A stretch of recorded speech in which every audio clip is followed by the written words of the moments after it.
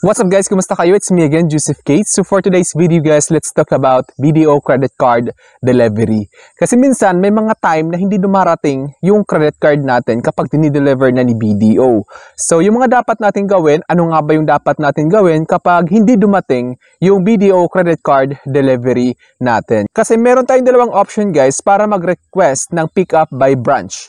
Pwedeng tawagan, pwedeng via email. So kapag wala kayong landline, it's a good thing or it's a good choice na i-email na lang natin si BDO Unibank para mag-request ng pick up by branch. Pero kung may landline naman kayo, it's a good idea din na tumawag na lang kayo para mas mabilis yung request of pick up by branch ninyo. Kasi kapag hindi dumarating yung credit card delivery natin, ang dapat natin gawin is to request pick up by branch for sure procurement process para hindi na maligaw-ligaw yung credit card natin. Pero bago yun, nais muna kitang imbitahan na mag-subscribe sa YouTube channel ko kung bago ka pa lang kasi marami pa po akong i-share ng mga tutorials, knowledge, and experience of mine in the future. Kaya naman huwag niyong kalimutan mag-subscribe para updated kayo lagi sa mga vlogs na i-upload ko. Yun lang po at sobrang maraming salamat po. So ito guys, nais ko lang bigyan ng highlight ito guys. So i-emphasize ko lang. Bago kayo makapag-request ng pick up by branch, kailangan muna mag-return to sender yung credit card natin or sa credit card delivery department ni BDO. Kasi kapag kaka-dispatch pa lang or kaka-release pa lang for delivery, hindi kayo makakapag-request ng pick up by branch. Kailangan muna matapos yung 3 attempt bago siya makapag-request or mag-return to sender bago kayo makapag-request ng pick up by branch. So as you can see guys, your BDO MasterCard credit card has been dispatched for delivery and you may expect it within 3 to 5 days. Present a valid ID upon delivery. Do not open if tampered. Call BDO at 02-8888-0000. Thank you. Itong hotline na nakalagay dito guys or yung landline contact number is yung sa main office ni BDO.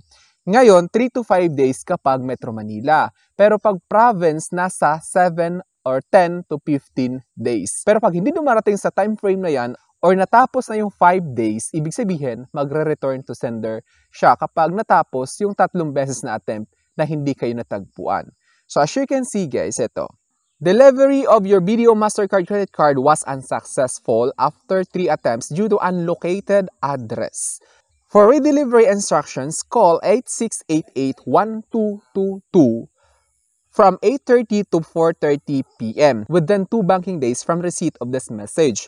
Please disregard if you have already received your card. Thank you. So ito na guys yung panahon which is, ito na yung the best time para mag-request ng pick up by branch. Kasi nag-return to sender na siya. Ito yung notification na inaantay nyo or dapat nyong antayin.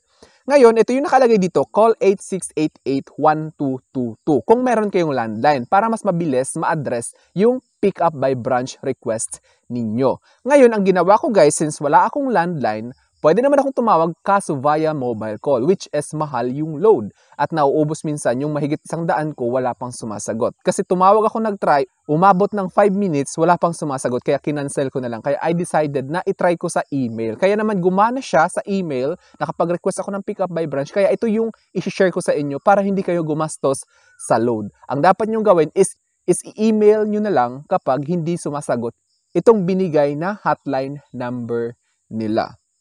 So ito, same as text message, makaka-receive din kayo via email guys. 2 beses ako naka-receive from text message hanggang email. So andito sa email guys, papakita ko sa inyo para na rin malaman ninyo, nakalagay dito, dear valued customer, delivery of your BDO MasterCard credit card was unsuccessful after 3 attempts due to unlocated address.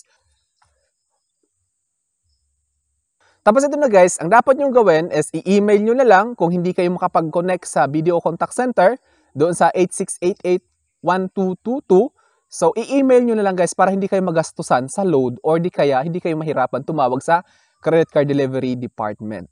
So, ito yung ginawa ko guys. Andito nakita nyo. Mag-compose kayo ng message sa email guys. Then, credit card delivery, please help me. Yun yung ginawa ko. Good day, I received an successful attempt about my credit card delivery. I tried to call the given hotline but I can't connect with it. Please help me to connect with them. Thank you. Tapos, sinend ko yung email na na-receive ko as you can see. Yung kanina pinakita ko. Tapos, isi-send nyo siya guys sa BDO Contact Center. Andito yung email guys, nakikita nyo naman.